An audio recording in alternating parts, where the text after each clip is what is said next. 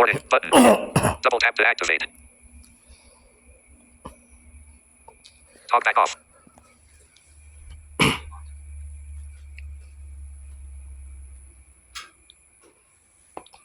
Okay, magandang gabi mga kaibigan, no? Mga kababayan po natin sa iba't ibang panig ng ating country, no? Na tawag dito ay maaari makapanood sa ating pong excuse me, sa ating pong video episode ngayon pong gabi, no?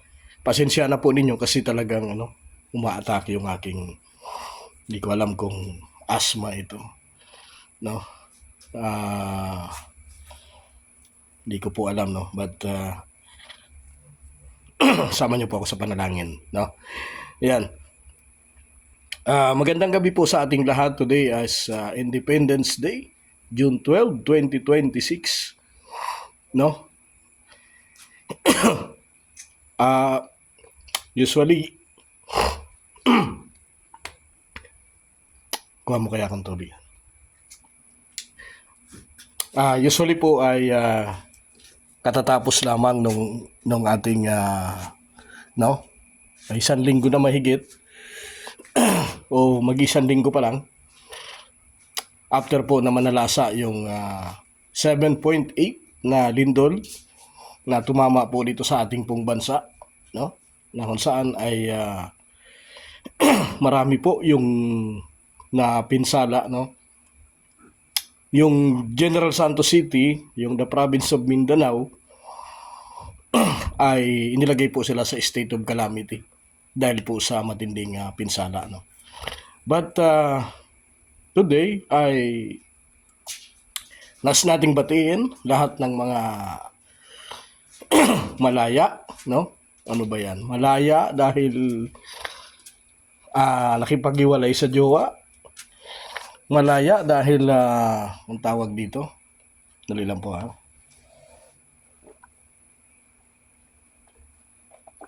Thank you. Malaya dahil nasa demokrasyang bansa tayo o tinatawag nating malayang country, no? Nang tayo ay sinakop ng mga Espanyol, ng iba't ibang dayuhan at tayo ay nakipaglaban, no? Yung ating mga ninuno ay nakipaglaban sa lahat ng mga posibleng sumakop sa ating pong bansang Pilipinas, no? At matagal tayong inalipin, no? Sa ating pong bansang Pilipinas. But today ay marami nagtatanong, no? Meron akong mga nababasa. Katulad ng nagsalita po yung ating pong mahal na Pangulo kanina, Ferdinand Marcos Jr., although maraming doon, maraming kontra, maraming pabor. But anyway, malaya nga ba tayo? Yes po, no. Malaya po tayo kasi nagagawa natin lahat ng gusto nating gawin. Like po yung isigaw yung korupsyon, isigaw yung damdamin natin na laban sa korupsyon, no? But I'm sorry to saying na hindi pa rin tayo tunay na malaya dahil tayo ay alipin ng mundo, no? Ano pong ibig sabihin po nito, guys, no? Kapatid, tayo ay alipin pa rin ng kahirapan, alipin pa rin ng pananalapi, alipin sa pera, wala naman masamang magkapera, alipin sa bisyo, alipin sa lahat ng mga gawa ng mundo, no? Alipin sa mga Diyos-Diyosan, no? Ganun po tayo. At ang tunay po na kalayaan, mga kapatid, no? Ang tunay na kalayaan ay yung mayroon kang tunay na relasyon sa Diyos, no? Sapagkat naparito ang Panginoon sa daigdig upang tayong lahat ay palayain. sa mga kasalanan natin. No? Sabi nga po sa John chapter 3 verse 16, sapagkat gayon na lamang ang pag-ibig ng Diyos sa sanlibutan, kaya binigay niya ang kanyang kaisa-isang bugtong na anak, upang ang sinumang sumampalataya ay huwag mapahamak, kung hindi magkaroon ng buhay na walang hanggan sa langit. No? So, yun po yung kalayaan natin. Usually, kung pumunta ka ng ibang country, like sa China, no, sabi na lang natin, no? China is a communist country.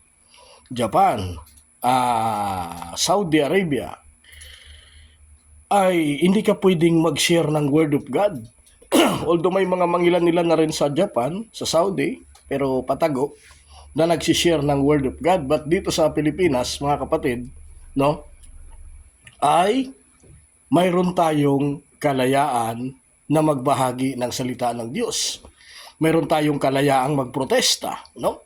Mayroon tayong kalayaan na kundinahin yung mga tiwaling opisyal ng ating pong pamahalaan. Mayroon tayong kalayaan sa kalayawan.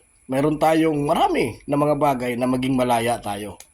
No? But ang nakakalungkot ay alipin tayo ng mundo.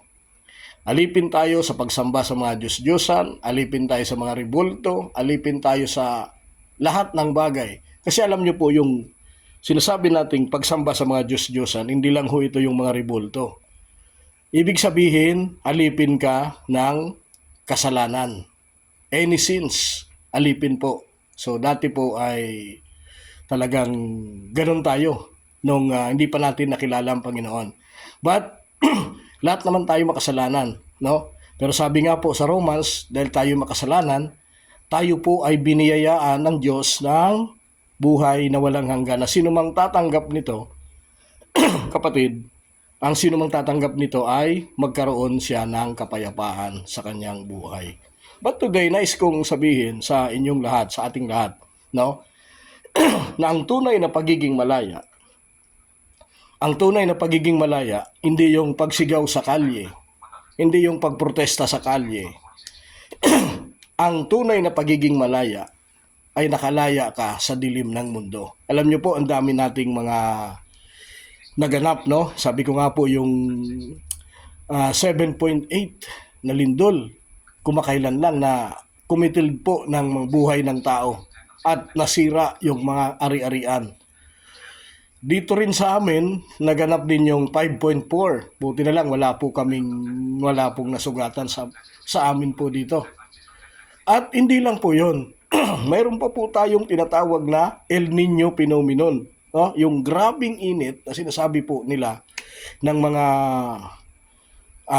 analyst, ng mga tagapag-asa, yung tinatawag po nilang strong El Nino or super strong El Nino. No? Ang tindi na po ng nagaganap sa bansa natin.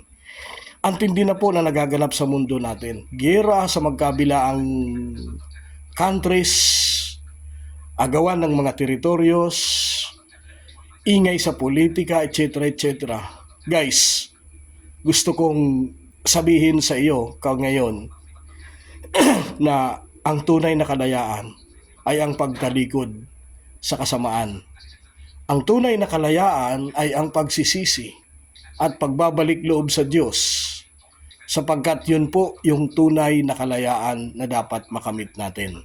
So today, hindi ko na masyadong abaan yung message ko, but video lang po ito.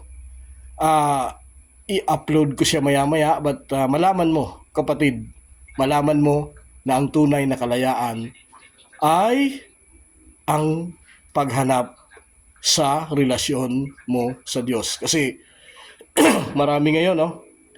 Nagkakahiwalay yung mga mag-asawa, magulo yung kanilang pamumuhay, nananakit si lalaki, nananakit si babae. Sugarol si lalaki, sugarol si babae. Adik si lalaki, adik si babae. Marami, no? But ang makakapagbalik nito, mga kapatid, ang makakapagbalik nito, kung tayo ay mapalaya sa sumpa ng kasamaan. Kung tayo ay makalaya sa pagiging alipin, kung tayo ay makalaya sa galaw ng mundong ito. Kasi itong mundong ito ay hindi po natin siya pag-aari. No? Ang mundong ito, hindi natin siya pag-aari. Ang mundong ito ay pag-aari ni Satanas. No? So, paano yan, JB? Nandito tayo sa mundo. Totoo po yun. Kasi tayo ay pinanganak bilang tao. But, tayong lahat ay mamamatay according to the book of the book of tawag dito Hebrews. Tayong lahat ay mamamatay. Ngayon, pag namatay tayo, ano mangyayari? Yung katawan natin maaagnas po ito, no? Katawan natin maagnas ito. Ngayon, how long naman yung ating kaluluwa? Saan naman ito mapunta? Ang sabi po ng Biblia, kapag hindi ka maniwala, mapunta po ito sa impyerno. Kaya ayaw po natin na ang tao mapahamak. Kasi ayaw po ng Diyos yun. Ang ayaw po natin, ang tao, malubog sa kasalanan kasi ayaw po ng Diyos yun. Kapag tayo'y naging pabaya, naging pabaya ako, alam na kung ano ang pananagutan ko sa Diyos. But, kung ako naman po ay, tawag dito, gumawa, alam na po ni Lord yun kung hindi ka makinig. Ulitin ko po, maraming sakuna. Marami pang sakunang mangyayari. Marami pang magaganap o either ngayon pwede tayong mamatay sa iba't ibang kaparaanan. No, ikaw na lang, JB, no? Di mo po alam. Baka ako ngayon nagsasalita, tomorrow patay na po ako. Ang mahalaga dito, no? Ang mahalaga dito ay naibahagi ko po ang salita ng Panginoon sa iyo sa gabing ito. Let us pray. Father, thank you so much this evening. Salamat po, Panginoon, sa buhay po namin. Lord, salamat po sa kalayaan. Salamat po, Diyos, patawarin mo po kami sa lahat po ng mga nagawa po naming kasalanan sa iyo. Ito man po'y sinadya o hindi. Lord, salamat po at tunay nga po ang hinahanap naming kalayaan. Panginoon, kalayaan sa pagiging alipin ng mundo. Kalayaan sa pagiging alipin ng bisyo. Kalayaan sa pagiging alipin ng salapi. Kalayaan sa pagiging alipin ng lahat ng bagay. But Lord, today, salamat po, Panginoon. Patawarin mo po kami, Ama. At patawarin mo po ang bansa po namin. Patawarin mo po ang mga pinuno po namin. Patawarin mo po kaming lahat, Panginoon, sapagkat kami po'y makasalanan. Lord, I surrender to you sa amin pong lahat, Panginoon. Sapagkat ikaw po ito. Ikaw po ang naglikha ng lahat ng bagay na nasa amin ngayon. Salamat po, Ama, at sa gabi pong ito, sa amin pong pagpapahinga. Lord, samahan mo po kami, Panginoon. Iparamdam mo po sa amin, O Diyos, na mahal mo kami. At Father, salamat po, Panginoon. Marapatin mo po na pagalingin po lahat ng mga may sakit. Pagalingin po lahat, Panginoon, ng mga may karamdaman. At higit sa lahat, Panginoon, ipalaganap po namin ang salita mo sa lahat po ng tao. Marami pong salamat, O Diyos. Ito po ang aming samot dalangin sa pangalan ni Jesus. Amen and Amen. Okay, thank you so much po, guys. And I hope na sa pamamagitan po ng video ito ay naibahagi po namin sa iyo yung tunay na pinagdiriwang natin. Ano nga ba ang kalayaan?